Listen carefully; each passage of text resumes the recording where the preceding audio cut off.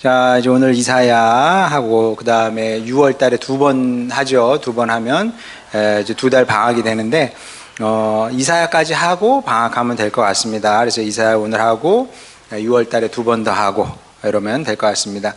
이사야는 남유다 사람이죠. 북이스라엘 사람이 아니고 남유다 사람이었는데 보겠습니다. 이사야 1장 1절.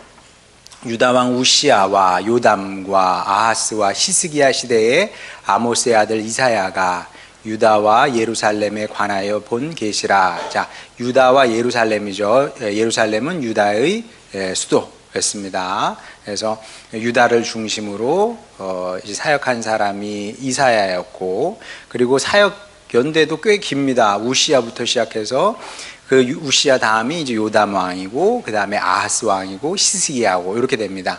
그래서 우시아가 고조 할아버지, 요담이 증조 할아버지, 아니죠.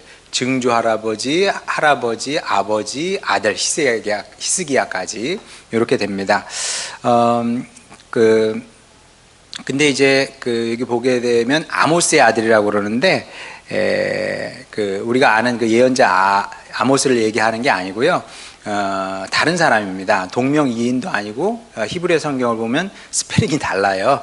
그 아모스, 우리가 아는 예언자 아모스와 이 아모스는 전혀 다른 사람이다.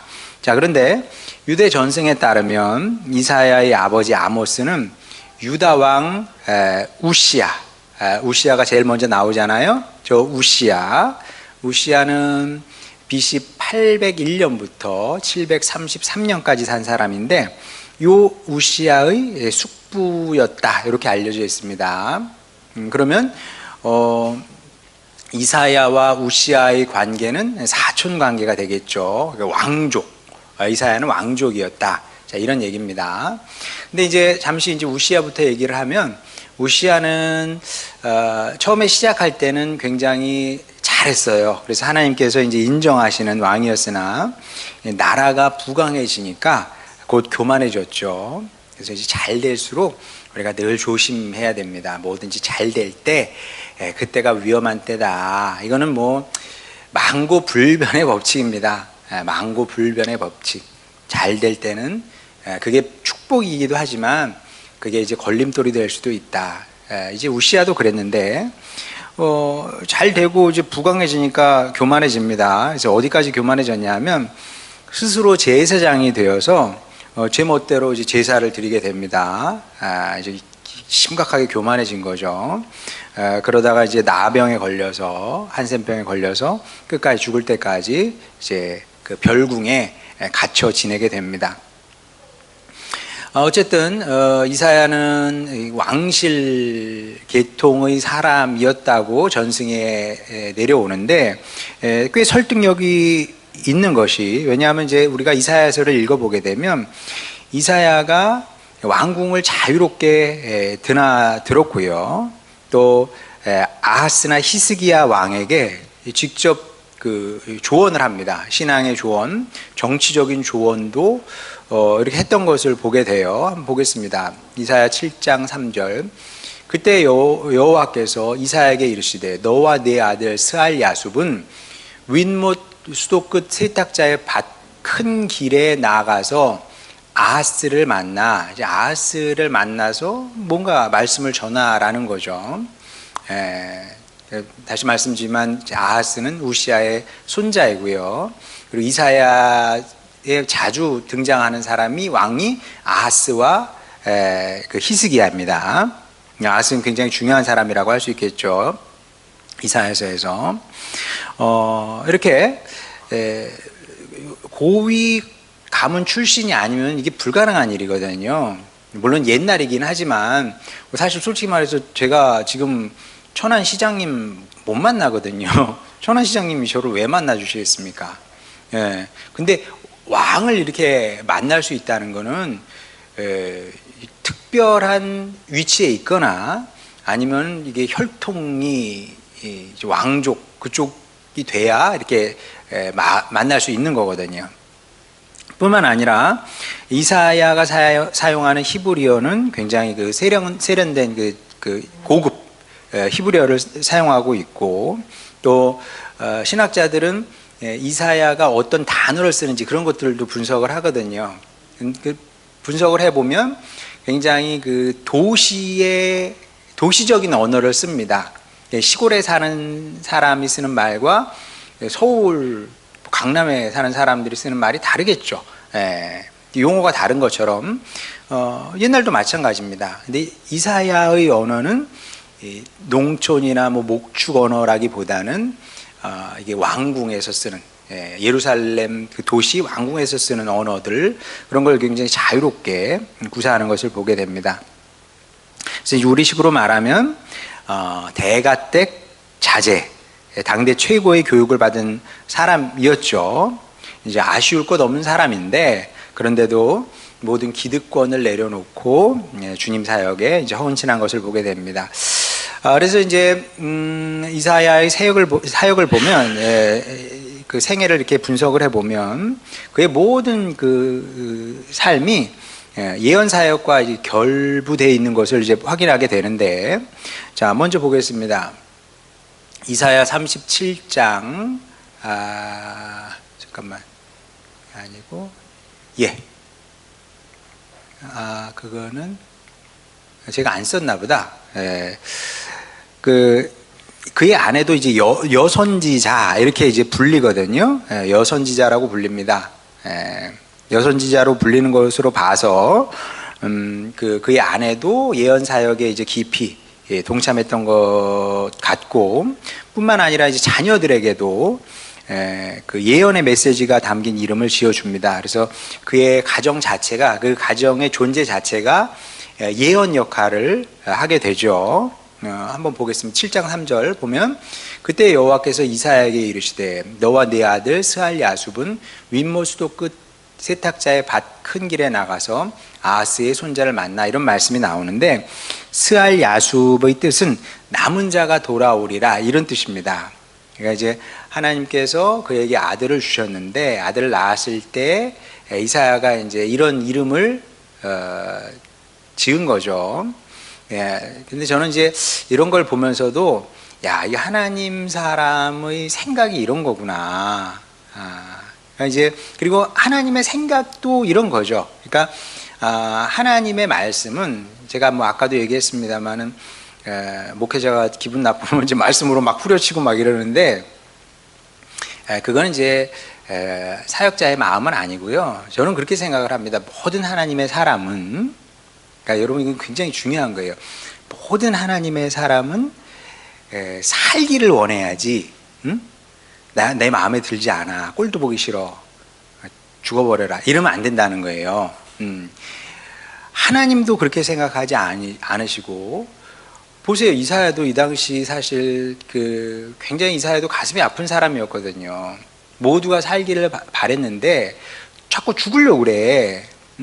그러면 이게 나를 계속 실망시키니까 미움이 올라올 수 있잖아요.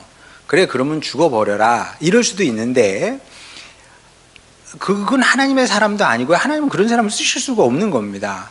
여기에 아들을 스알야숲이라고 지었을 때는 그 이사야라는 사람의 성품, 그 인격, 영성이 드러나는 거죠. 뜻이 뭐예요? 남은 자가 돌아오리라. 이 백성이 비록 지금은 이 모양 이 꼴이어서 망할 수밖에 없겠지만, 그러나 결국은 우리 민족이 살 것이다, 회복될 것이다, 그런 소망을 담아서 이제 아들 이름을 지어준 거죠. 자, 그리고 둘째 아들 이름은 좀 긴데, 둘째 아들 이름은 뭐 제가 여기 안 적었네요. 마헬 살랄 하스 바스, 뭐 이렇게 되게 길어요. 근데 아마 이게 그 당시에도 흔한 이름은 아니었을 겁니다.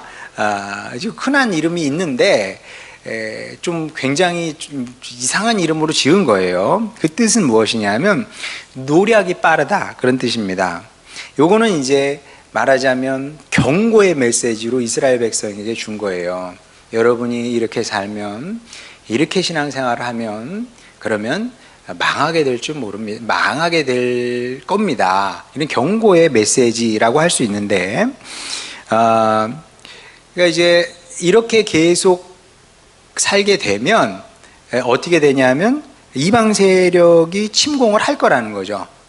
자, 보게 되면, 자, 이사야 8장 3절 보면, 내가 내 아내를 가까이 하며 그가 임신하여 아들을 낳은지라 여호와께서 내게 이르시되 그의 이름을 마헬 살랄 하스바스라 하라. 그러니까 이제 경고의 메시지로 이런 이름을 지어준 거죠.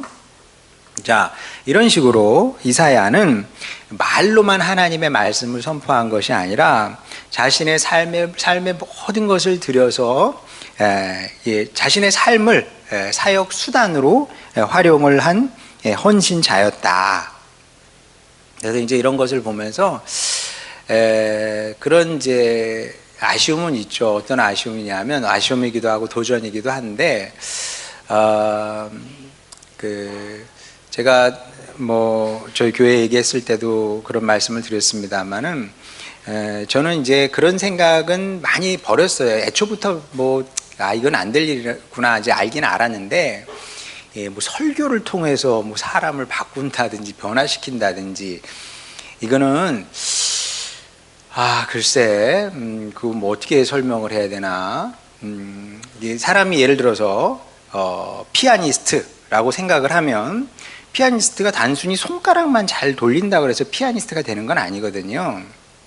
저는 뭐 예술의 세계는 모르는데 뭐 어쨌든 독일에 있을 때 우리 교회 식구들이 절대 다수가 피아노 전공자, 뭐 성악 전공자 이런 분들이었으니까 그러니까 이제 본의 아니게 그런 전문가들의 얘기를 듣잖아요.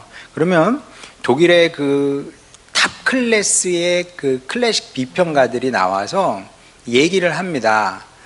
그때 이제 랑랑이 얼마나 기교가 화려합니까? 막 그냥 눈에 보이지도 않게 빠르게 팍 한단 말이죠. 우리가 볼 땐 대단하고 사람들도 막 경탄하고 환호해. 근데 독일의 그 최고의 평론가 아니면 최고 연주자 막 60대 70대 이런 할아버지 할머니들은 뭐라고 얘기하냐면 그거는 피아노 치는 기계지 손가락이 빨리 돌아간다고 그래서 그게 음악이 아니야. 음악은 다른 거야. 그렇게 얘기를 하거든요. 의외로 최고의 연주자들이 잘 틀린대요.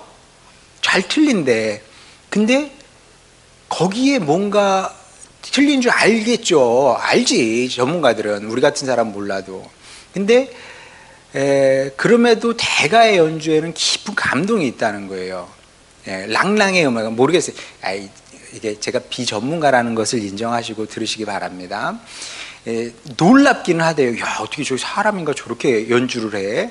근데 감동은 그렇게 많지 않대요. 근데 진짜 연주자들은 그렇게 빨리 연주는 하지 못해도 들으면 이제 감동이 있다는 거죠. 근데 이게 예술의 영역이나 신학의 영역이나 마찬가지인 것 같습니다. 제가 말을 쏙 잘해서 설교를 잘할 수 있어요.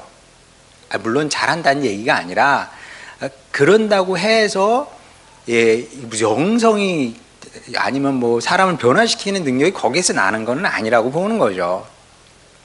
이사야 같아야 되는 겁니다. 그 자신의 삶을 다 드렸잖아요. 근데 이게 전부가 아니고요. 이사야 사역에서 가장 충격적인 장면은 이사야가 3년 동안 벗은 몸과 벗은 발로 다닌 사건입니다. 보겠습니다. 이사야 20장인데 여기네. 이사야 20장 8절 보면 20장 2절 보면 그때 여호와께서 아모스의 아들 이사야에게 말씀하여 이르시되 갈지어다 내 허리에서 배를 끄르고 내 발에서 신을 벗을지니라 하시매 그가 그대로 하여 벗은 몸과 벗은 발로 다니니라. 자, 이게 나체로 다녔다는 얘기는 아닌 것 같아요. 배를 끄르고 그러면 이제 배 끈을 끄르고 이렇게 너풀너풀하고 다녔다는 얘기, 배를 보이면서 다녔다는 얘기 같고, 뭐 벗은 발은 진짜 맨발로 다녔다는 얘기인데, 자, 왜 하나님께서 이런 참 말도 안 되는 명령을 하셨을까 생각을 해보면, 근데 이사야가 이 말씀에 순종을 했다는 거죠. 자, 그럼 행동 예언인데, 이 행동 예언의 의미는 무엇이냐면, 이 당시 유다는 그 이집트와 구스를 하나님보다 더 많이 의지를 했습니다. 그럼 계속 이렇게 되면, 계속 하나님의 백성이 하나님 이외의 다른 것을 의지하게 되면 어떻게 되느냐? 이게 무슨 모습이냐면 포로의 모습이거든요. 포로가 저처럼 이렇게 정장을 입고 구두를 신고 포로로 끌려가겠습니까? 예, 그게 아니라 군인들이 와서 막 잡아 끄는 거 아니에요. 그럼 뭐 그 허리띠 같은 거 다 벗겨지고 뭐 양말도 없이 그냥 신발도 없이 그냥 이렇게 끌려가는 겁니다. 그 모습을 지금 보여준 거거든요. 그러면 너희들이 계속 이런 식으로 살고 이렇게 신앙생활을 하면 포로가 되어서 수치스럽게 끌려갈 것이다. 이런 그 예언을 몸으로 이제 보여준 겁니다. 자, 근데 이제 이게 사실 그 고위층 사람이 보일 행동은 아니거든요. 이 수치스러운 일인 건데, 자, 그런데도 이런 방식의 예언 사역을 감당했다는 거예요. 왜냐하면 내 사회적 체면보다 나를 부르신 하나님, 그리고 내 동포를 귀하게 여겼음을 보여주는 이제 방증이죠. 그러니까 이제 하나님의 사람은 그런 겁니다. 내가 그렇게 중요하지 않아요. 내가 어떻게 살고 또 사람들이 나를 어떻게 보고 이게 중요한 게 아니라 내 관심은 하나님의 사역을 잘 감당하고 싶고, 그리고 이 사역을 잘 감당해서 사람을 이제 살리고 싶었던 거죠. 그래서 이제 어떤 신학자는 이런 이사야를 이제 확성기에 비유하기도 합니다. 확성기. 그러니까 작은 소리가 확성기를 거치면서 소리가 커지잖아요. 마찬가지로 하나님의 말씀이 이사야라는 사람의 인격, 영성, 삶을 통해서 큰 소리로 울려 퍼졌다. 이런 의미에서 영적인 확정기다. 이렇게 얘기를 하는데, 저는 이제 여기에 더해서 이사야의 그 삶을 성육신, 인카네이션이라고 그러죠. 성육신과 연결해서 이제 이해하고 싶은데 한번 보겠습니다. 요한복음 1장 1절과 1장 14절. 태초에 말씀이 계시니라. 이 말씀이 하나님과 함께 계셨으니 이 말씀은 곧 하나님이시니라. 말씀이 육신이 되어 우리 가운데 거하심에 우리가 그의 영광을 보니 아버지의 독생자의 영광이요 은혜와 진리가 충만하더라. 자, 저는 이제 이게 복음의 신비이자 이제 위대함이라고 생각을 하는데, 신비인 이유는 이렇게까지 하실 필요가 있을까, 이런 생각이 드는 거예요. 여러분 한번 생각해 보세요. 태초에 말씀이 계시니라. 이 말씀이 하나님과 함께 계셨으니 이 말씀은 곧 하나님이신데, 말씀이 육신이 됐다는 거 아니겠어요? 하나님이 육신을 입었다는 건데 굳이 그렇게까지 할 필요가 있겠냐? 응? 여러분 뭐 적당한 비유인지는 모르겠는데 껌 사러 가는데 100돈짜리 금 덩어리 가져갈 거예요? 제가 볼 땐 그런 거거든요. 굳이 뭐 이렇게까지. 자, 이게 신비예요. 이건 이해의 차원이 아닌 겁니다. 자, 그러면 왜 이렇게까지 하셨냐? 그 복음의 위대함인데 왜 이렇게 하실 수밖에 없었냐면 그만큼 우리를 사랑하신 거죠, 사실은. 그만큼 우리를 사랑하신 겁니다. 그러니까 우리를 향한 하나님의 사랑을 우리가 못 깨달아요. 못 깨닫습니다. 그 증거가 뭔지 아세요? 그 증거? 여러분 사람 싫어하죠? 마음에 안 드는 진상들 많잖아요. 꼴도 보기 싫은 인간들 되게 많죠. 이래서 싫고 저래서 싫고. 그 증거가 뭐냐면 그게 뭘 방증하는 거냐면 내가 하나님의 사랑을 잘 모른다는 겁니다. 하나님의 사랑은 거기까지 미치거든. 거기까지 미치는 거예요, 하나님의 사랑은. 그를 위해서, 그를 구원하시기 위해서 하나님께서 인간이 되셔서 이 땅에 오신 거예요. 더 나아가서 십자가에 달려 돌아가실 만큼 그만큼 나만 사랑하는 게 아니라 그 사람도 사랑하신 거죠. 이게 복음의 위대함입니다. 그러니까 복음은 신비의 차원이 있고 위대함의 차원이 있어요. 신비는 뭐냐면 그렇게까지 할 필요가 뭐가 있나. 예언자도 마찬가지. 아니 벗은 몸으로 그 맨발로 그렇게까지 할 필요가 뭐가 있나. 네. 그리고 근데 그렇게 한단 말이에요. 왜? 예, 사람이 그렇게 사람을 살리는 게 그렇게 위대한 일이기 때문에 그런 겁니다. 그리고 그 예수님을 선취해서 보여준 게 미리 보여준 예수님의 오심을 미리 보여준 사람들이 예언자인 거예요. 그렇게까지 할 필요가 없는데 그렇게 사역을 한 거고요. 그것을 통해서 하나님의 구원의 의지가 얼마나 강력한지 보여주고 싶었던 거죠, 하나님께서. 그리고 예언자들은 순종함으로 그것을 이룬 겁니다. 자, 그래서 우리가 해서는 안 되는 말이 있어요. 그것은 무엇이냐면 나도 할 만큼 했다, 이런 거. 그러니까 이제 하면 안 되는 생각, 말 중에 하나가 이제 그런 건데, 우리 신앙생활 하다 보면은 이런 게 올라올 때가 있어요. 뭐 교회에서 나를 안 알아주는 것 같고, 내 역할이 뭐 별로 내 기대만큼, 나 이만큼 하는데, 저도 그렇고, 여러분도 그렇고, 그럴 말할 자격은 없는 거죠. 왜냐하면 우리가 예언자들처럼, 이사야처럼 그렇게 우리가 헌신한 건 아니니까. 자, 이 이사야는 훌륭한 사람인데, 이사야의 활동기는 기원전 8세기 후반이었습니다. 그래서 이사야가 역사의 전면에 등장한 것은 BC 745년 경으로 보는데, 이때는 이제 북왕국 이스라엘과 남유다의 그 번영기가 끝나가는 시점이었어요. 이 구군이 쇠퇴하는 그런 시점이었습니다. 그리고 이제 그 이사야가 이제 활동한 게 시작이 745년이면 722년에 북이스라엘이 망하잖아요. 20년이 지나면 북이스라엘은 이제 지도에서 사라지게 됩니다. 근데 어쨌든 아직까지는, 저 때까지만 해도 아직 번영 기간이었습니다. 그래서 번영기를 거치면서 하나님과 가까워져야 되는데 점점 더 멀어졌던 거죠. 자, 그 모습을 이사야가 이제 정말 적나라한 언어로 이제 고발을 합니다. 이 문학적으로도 굉장히 아름답죠, 사실은. 이걸 뭐 아름답다고 하긴 좀 그런데, 보세요. 이사야 1장 2절부터 4절. 하늘이여 들으라, 땅이여 귀를 기울이라. 여호와께서 말씀하시기를, 내가 자식을 양육하였거늘 그들이 나를 거역하였도다. 소는 그 임자를 알고 나귀는 그 주인의 구유를 알건만은 이스라엘은 알지 못하고 나의 백성은 깨닫지 못하는도다 하셨도다. 슬프다. 범죄한 나라요, 허물지은 백성이요, 행악의 종자요, 행위가 부패한 자식이로다.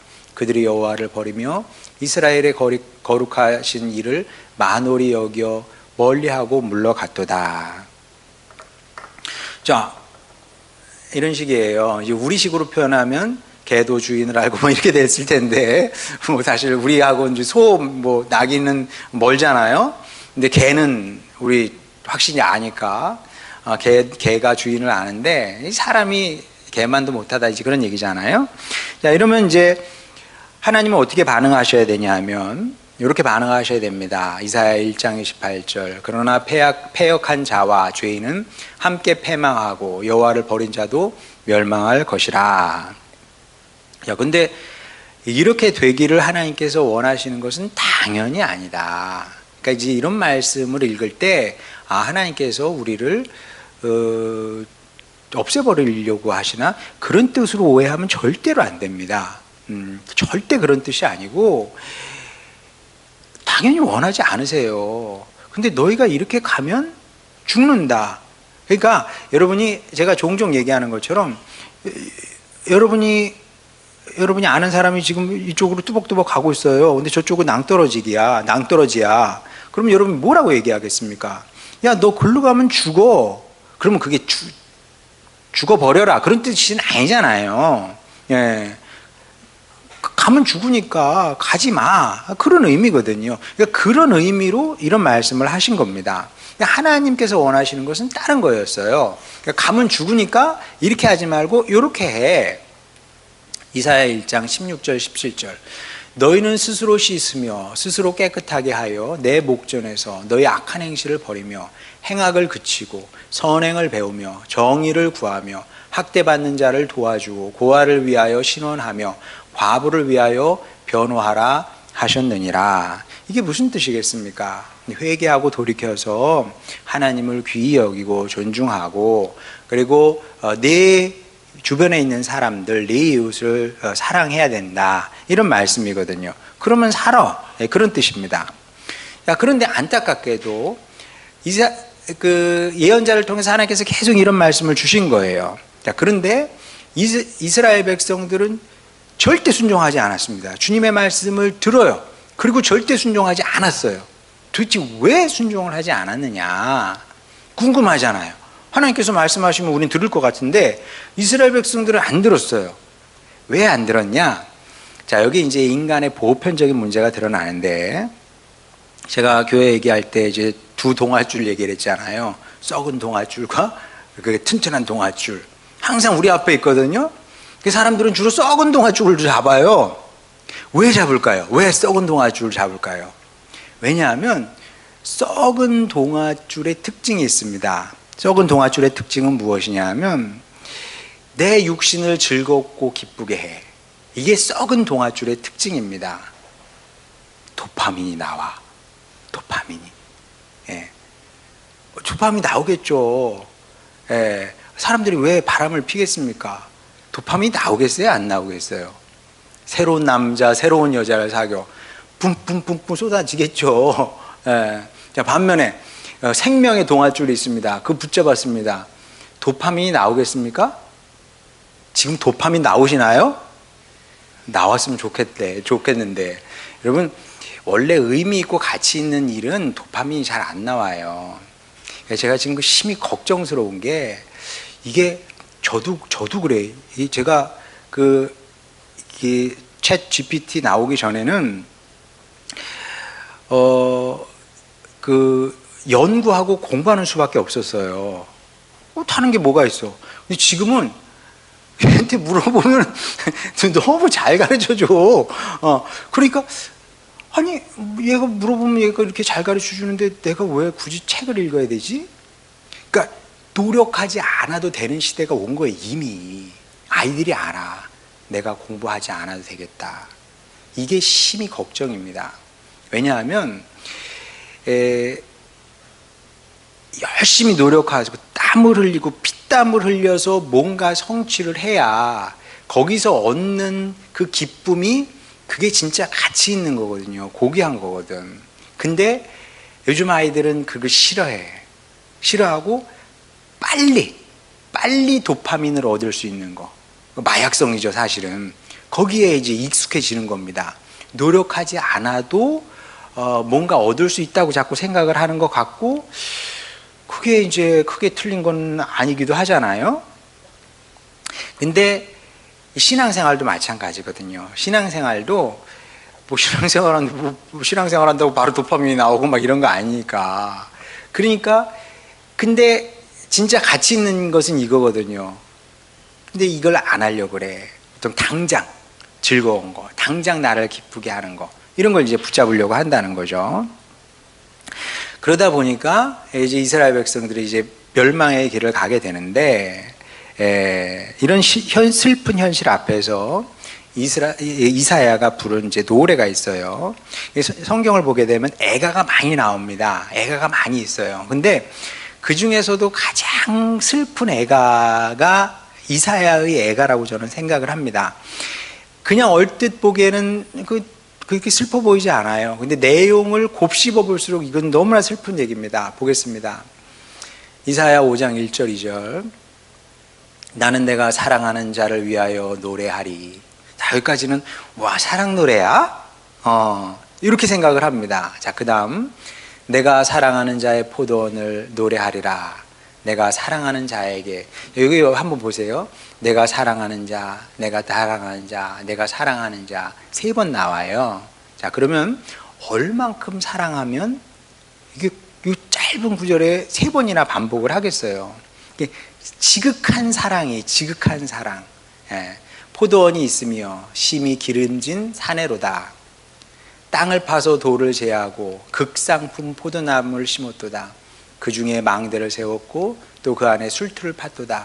좋은 포도 맺기를 바랐더니 들포도를 맺었도다. 우리식으로 말하면 뭐 개포도 뭐 이런 거 먹을 수 없는 거 이런 걸 이제 맺은 거죠.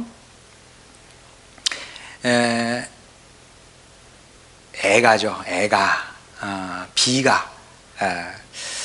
이러니까 유다도 이제 하나님의 심판을 피할 수 없게 됩니다. 자, 실제로 이 무렵에 북쪽에서 아시리아 제국이 이제 세력을 떨치게 됩니다. 점점 세력을 키우기 시작을 해요.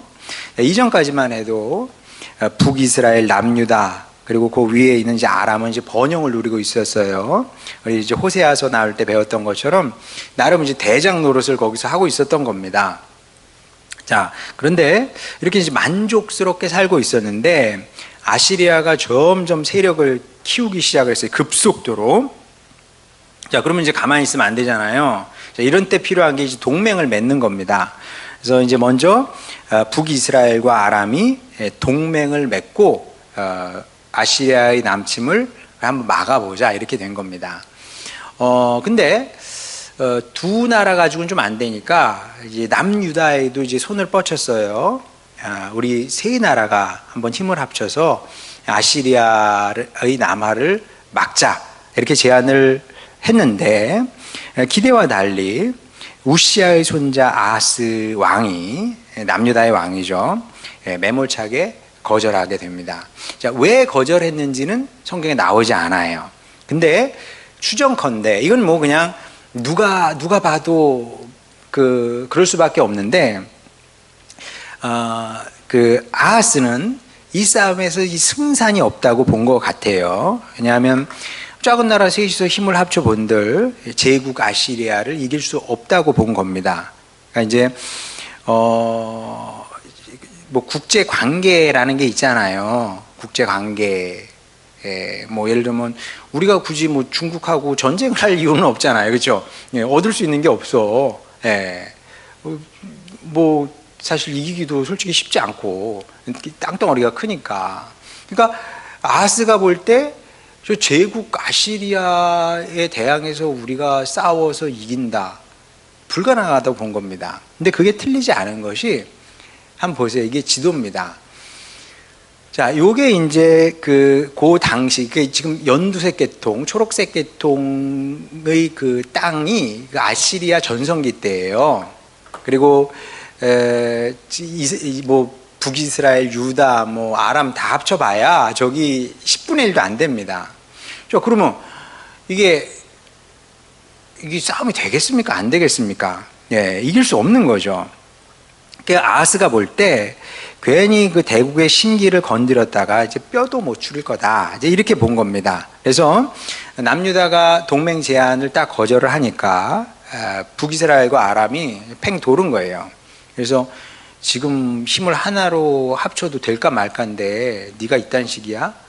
손 좀 봐주자. 그래서 전쟁을 일으키게 됩니다. 그 전쟁의 이름이 수리아 에브라임 전쟁이라고 그래요. 역사가들은 이렇게 부르는데 보통 재밌죠. 뭐 수리아 에브라임 남유다 전쟁 이렇게 보통 해야 되는데 두 동맹국 이름만 붙여서 전쟁이라고 그랬어요. 상대국 남유다는 뺐는데 어쨌든 수리아는 이제 아람의 수도고요. 에브라임은 이제 북이스라엘의 대표 지파인데 그래서 수리아 에브라임을 따와서 수리아 에브라임 전쟁 이렇게 부릅니다. 이게 이제 BC 735년부터 734년 대략 한 만 2년 가까이 걸쳐서 이제 일어나게 됩니다. 자, 이 전쟁이 발발했을 때 남유다 왕 아하스와 그 남유다 백성의 반응이 어땠는지 이사야 7장 2절에 나옵니다. 어떤 사람이 다윗의 집에 알려 이르되 아람이 에브라임 북이스라엘이죠 동맹하였다 하였으므로 왕의 마음과 그의 백성의 마음이 숲이 바람의 흔들림같이 흔들렸더라. 엄청난 위기로 본 거예요. 이제 죽었다, 망했다, 이제 이런 생각이 들었던 건데, 사실은 이때가 기회였습니다. 그러니까 이제 사람들이 그러잖아요. 위기가 기회다 이런 얘기를 하는데, 이건 신앙의 세계에서는 100% 맞는 겁니다. 위기가 왔다는 것은 하나님께서 일하실 때가 됐다는 얘기거든요. 자, 그래서 하나님도 이 사실을 알았기 때문에 이사야를 이제 아하스 왕에게 보내십니다. 그래서 당신의 말씀을 전하게 하세요. 이런 말씀을 주십니다. 이사야 7장 3절부터 7절. 그때의 여호와께서 이사야에게 이르시되 너와 네 아들 스알 야숲은 윗못 수도 끝 세탁자의 밭 큰 길에 나아가서 아하스를 만나 그에게 이르기를 너는 삼가며 조용하라. 삼가며 조용하는 게 뭐겠어요? 버들버들 떨고 있으니까 안심해, 안심해도 돼. 그렇게 말씀을 전하는 거죠. 르신과 아람과 르말리아의 아들이, 이게 다 이제 아람과 북이스라엘 사람들입니다. 이 아들들이 심히 노할지라도, 이제 그들이 전쟁을 일으켜 너희를 대항해서 싸울지라도 이들은 연기나는 두 부직갱이 그루터기에 불과하니 두려워하지 말며 낙심하지 말라. 너희 어떻게 안 되니까 걱정하지 마. 이런 말씀입니다. 자, 여기까지는 이해가 될 수도 있어요. 자, 왜냐하면 뭐 좋은 비유는 아닌데 북한에 핵무기가 없다고 치고 북한이 우리나라를 공격했다고 칩시다. 핵무기가 없는 상태에서. 자, 그럼 우리가 놀래겠어요? 안 놀래겠어요? 놀래죠. 자, 놀래는데 하나님의 사람이 딱 나타나서 안심하라. 하나님께서 우리와 함께 하신다. 북한은 연기나는 부직갱이 그루터기에 불과해. 그러면 안심이 되겠습니까? 안 되겠습니까? 안심이 되겠죠. 예. 그래봐야 북한이니까 뭐 우리가 솔직히 하나님 안 도와주셔도 핵 없으면 이길 수 있지 않겠어? 뭐 이 정도 계산은 우리도 쓰니까. 자, 근데 이제 북한하고 이게 남한하고는 좀 달라요. 왜냐하면 아람하고 북이스라엘이 연합해서 그 남유다를 공격했다는 것은 2배 이상의 군사력을 가진 국가들이 공격을 하는 거니까. 근데 어쨌든 뭐 압도적이지는 않아. 그러니까 이 말씀을 들었을 때 위로가 될 수 있어요. 근데 하나님은 여기서 더 나아가서 황당한 말씀을 하십니다. 진짜 황당해요. 보시겠습니다. 덜 읽었네요. 아브라함과 에브라함과 르말라의 아들이 악한 꾀로 너를 대적하여 이르기를 우리가 올라가 유다를 쳐서 그것을 쓰러뜨리고 우리를 위하여 그것을 무너뜨리고 다브엘의 아들을 그 중에 세워 왕으로 삼자 하였으나 주 여호와의 말씀이 그 일은 서지 못하며 이루어지지 못하리라. 여기까지. 그러니까 그런 일 없으니까 안 망해, 걱정하지 마, 딱 이랬단 말이에요. 근데 하나님은 여기에 더해서 진짜 말도 안 되는 말씀을 하시는데 이사야 10장 24절 25절입니다. 그러므로 주 만군의 여호와께서 이르시되 시온에 거주하는 예루살렘이죠. 내 백성들아, 아수르가 애굽이 한 것처럼 막대기로 너를 때리며 몽둥이를 들어 너를 칠지라도 그를 두려워하지 말라. 내가 오래지 아니하여 내게는 분을 그치고 그들은 내 진노로 멸하리라 하시도다. 아무 일도 일어나지 않는데요. 그리고 너희들은 평안할 것이고 아시리아는 망한대요. 자, 이거는 우리식으로 또 바꿔서 해석을 하면 중국이 우리나라를 친다고 해보세요. 그럼 북한이 우리나라를 공격하는 것과 중국이 우리나라를 공격하는 것은 좀 다르잖아요. 무게감이. 네. 우리가 객관적으로 중국하고 싸워서 군사적으로 이길 수 있다? 좀 쉽지는 않겠죠. 우리나라도 뭐 당하고 있지만은 않을 겁니다. 근데 아무래도 어렵겠죠. 근데 이 당시에는 지금하고 또 다릅니다. 저 정도의 그 압도적인 차이가 나면 이길 수가 없어요. 이길 수가 없어요. 이 전쟁을 감당을 못하는 겁니다. 망하는 겁니다. 그게 상식입니다. 근데 주님의 말씀이 뭐예요? 망하지 않아. 걱정하지 마. 너희가 망하는 게 아니라 너희를 친 그 대국이 망할 거야. 자, 이게 이제 하나님의 말씀이고요. 그래서 이제 하나님의 말씀은 어려운 거예요, 한편으로는. 왜냐하면 믿을 수 없으니까. 근데 믿어야 해. 왜? 보겠습니다. 이사야 7장 9절 유명한 말씀이죠. 에브라임의 머리는 사마리아요, 사마리아의 머리는 르말리아의 아들이니 별거 아니라는 거예요. 만일 너희가 내 약속의 말씀을 굳게 믿지 아니하면 너희는 굳게 서지 못하리라 하시니라. 이게 이제 이사야서에서 굉장히 중요한 말씀 중에 하나죠. 요절 중에 하나입니다. 아람도 북이스라엘도 심지어 아시리아도 두려워하지 말라는 겁니다. 예. 왜? 하나님의 백성은 하나님의 은혜와 사랑과 능력으로 사는 거거든요. 그러니까 여러분도 항상 이것을 기억하시기 바랍니다. 내 돈으로 사는 게 아니고요, 내 능력으로 사는 것도 아니고요, 내가 무능하다고 해서 죽는 것도 아니고요. 예. 우리 나라도 마찬가지죠. 뭐 국제 질서 그런 거 중요하겠죠.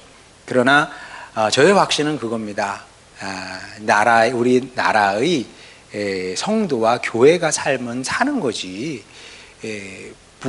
국제 질서, 정치, 우리가 기도 열심히 하고 신앙생활 잘하면요, 하나님께서 다 뒤에서 이렇게 해가지고 나라 망하지 않게 이렇게 해 주신다니까요. 그걸 믿어야 사는 겁니다. 자, 그러면 아하스가 하나님의 말씀에 순종을 했느냐? 했을까요, 안 했을까요? 당연히 안타깝게도 그러지 못했습니다. 자, 이것이 인간의 어리석음이고 역사의 비극이다. 인간의 어리석음과 인간의 역사의 비극은 어디서 나타나냐 하면 믿어야 할 것을 믿지 못하고 믿지 않아도 되는 것을 믿으니까 거기서 이제 비극이 생기는 겁니다. 개인의 인생도 마찬가지고, 가정도 마찬가지고, 교회도 마찬가지고, 국가도 마찬가지고, 다 동일한 겁니다, 이 원칙은.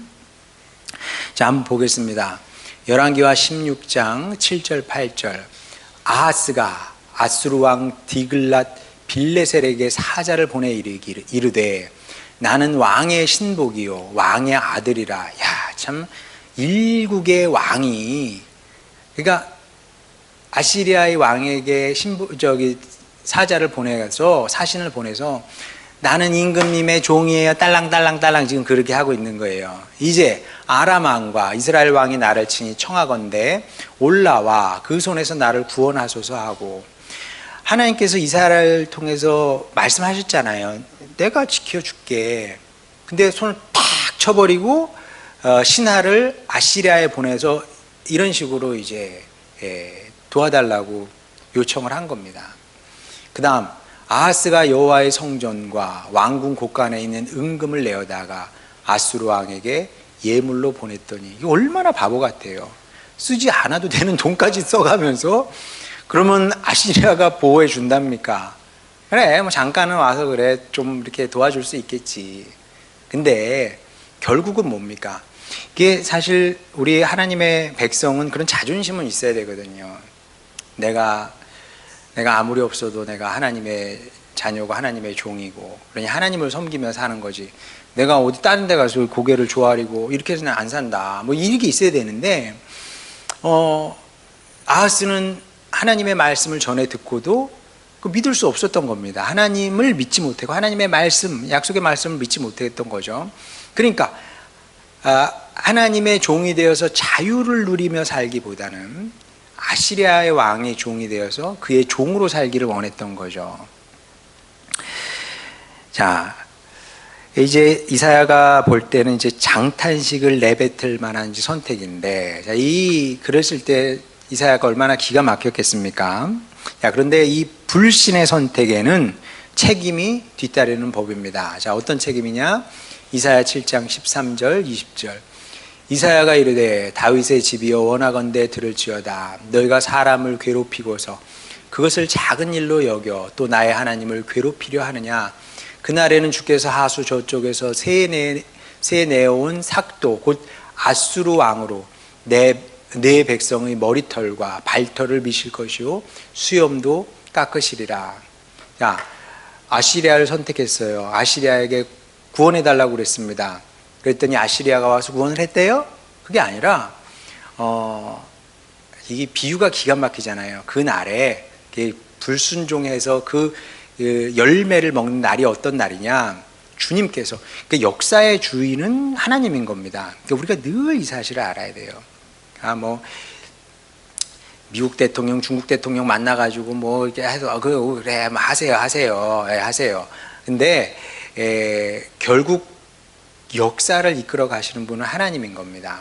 주께서 하수 저쪽에서, 하수는 강입니다. 하수, 여기서 하수는 이제 유프라테스 강, 티그리스 강, 그걸 얘기를 해요. 그 저쪽 너머에서 새 내어온, 빌려온 거죠. 삭도, 면도칼, 곧 아수르왕이 쳐들어온대요. 그래서 유다 백성의 머리털을 밀고 발털을 미실 것이고 수염도 깎을 거다. 무슨 뜻이에요? 수치를 당하게 될 거다. 너희가 하나님을 믿지 못하고 사람을 믿었으니, 하나님의 능력을 믿지 못하고 사람의 능력을 믿었으니 이렇게 될 거다. 이렇게 예언의 말씀을 주신 거죠. 자, 일단 이제 여기까지 할 텐데, 이제 오늘 배운 말씀을 통해서 우리가 뭘 배워야 되냐면, 이사야서의 핵심 중에 하나는 하나님을 제대로 알고 그분과 제대로 관계를 맺고 살아야 된다. 하나님 왕이시잖아요. 왕 대접을 해야 된다는 얘기에 쉽게 말하면. 자, 이렇게 얘기하면 우리는 굉장히 오해를 합니다. 하나님께서 대접을 받는 걸 좋아하시나 보다. 절대 그런 거 아닙니다, 여러분. 여러분도 부모로서 자식한테 뭐 대접받는 걸 좋아합니까? 우리가 나이가 들어도 자식한테 뭘 해줄 생각이지 뭐 받고 지낼 생각 없거든요. 하나님도 마찬가지입니다. 하나님께서 이 성경에 우리가 이제 하나님을 존중하라, 이렇게 이제 우리가 말씀을 이제 읽는단 말이에요. 그럼 하나님께서 그걸 좋아하셔서 그런 것이 아니라 이 사람이라는 존재가 그런 거예요. 하나님을 제대로 섬기며 살 때만 사람이 사람다워지는 겁니다. 진짜 그래요, 여러분. 진짜 그래요. 여러분 뭐 미디어에서 보셨는지 모르겠지만 그 강남에서 뭐 30년 동안 그 정신과 진료하신 분이 있대잖아요. 강남은 정신병 그 공화국이래요. 다 미쳐 있대요, 뭔가에. 물론 그걸 액면 그대로 다 믿으면 안 되겠죠. 뭐 강남 사람이라고 다 미쳐 있겠습니까? 근데 그래도 전문가의 이야기니까, 정신과 전문가 의사 선생님의 얘기니까 어느 정도는 맞다고 보는 거죠. 그럼 왜 정신병자가 됐느냐? 왜냐하면 그분 말이 그래요. 여기는 경쟁, 돈, 그게 다래요. 돈, 경쟁, 그게 다래. 그것만 섬기며 산대요. 사람 서로 믿지 못한대요. 누가 얼마나 돈이 있냐, 누가 경쟁에서 승리했냐, 그 사람이 위에서는 사회가 강남이다, 그렇게 얘기를 하거든요. 왜 그렇게 됐을 것 같아요, 여러분? 하나님 아닌 다른 것을 섬기니까 그렇게 되는 겁니다. 사람이 사람답게, 아름답게, 바르게, 선하게 살 수 있는 유일한 길은 무엇이냐면 하나님을 섬길 때만 그렇게 되는 거죠. 근데 이제 여기에 이제 문제가 있는 건데, 지금 대한민국이 이사야 시대와 이제 비슷하다는 거예요. 너무 풍요롭다 보니까 하나님 없이도 이제 잘 살 수 있을 것 같은 거죠. 네, 여러분, 이거는 절대 오해입니다. 하나님 없이 잘 살 수 있는 사람은 아무도 없어요. 그냥 생명만 유지할 수 있을 뿐이지 그 생명에, 그 인생에 생명력도 없고요, 아름다움도 없고요, 가치도 없는 겁니다. 자, 그럼 우리는 어떻게 살아야 되느냐? 자, 성경 한 구절 읽고 마치겠습니다. 고린도전서 7장 29절부터 31절까지. 형제들아, 내가 이 말을 하노니 그때가 단축하여진 고로 이후부터 안에 있는 자들은 없는 자같이 하며, 우는 자들은 울지 않는 자같이 하며, 기쁜 자들은 기쁘지 않은 자같이 하며, 매매하는 자들은 없는 자같이 하며, 세상 물건을 쓰는 자들은 다 쓰지 못하는 자같이 하라. 이 세상의 외형은 지나감이라. 우리가 이 땅에서 경험하는 것 중에 절대적인 것은 아무도 없습니다. 다 지나가는 거예요. 대통령이 돼도요, 그거 가지고 우리가 천국 가는 건 아니잖아요. 뭐 건강도 나이 들으면 점점 건강은 쇠퇴하는 거고, 돈도 마찬가지고. 이 세상을 살아가면서 절대적, 결정적, 궁극적이라는 형용사를 붙일 수 있는 유일한 분은 하나님이다. 그래서 우리가 이사야를 통해서 뭘 배워야 되냐면 이 땅을 우리가 살아가는 동안에 가장 우선시해야 되는 것은 하나님과의 관계이고요, 하나님을 존중하는 사람으로 사는 것이고요, 더 나아가서 하나님의 말씀에 순종하면서 살아야 된다. 그러면 어떻게 될까요? 그러면 어떻게 되냐면 이사야는 애가를 불렀잖아요. 제가 뭘 원하겠습니까, 여러분?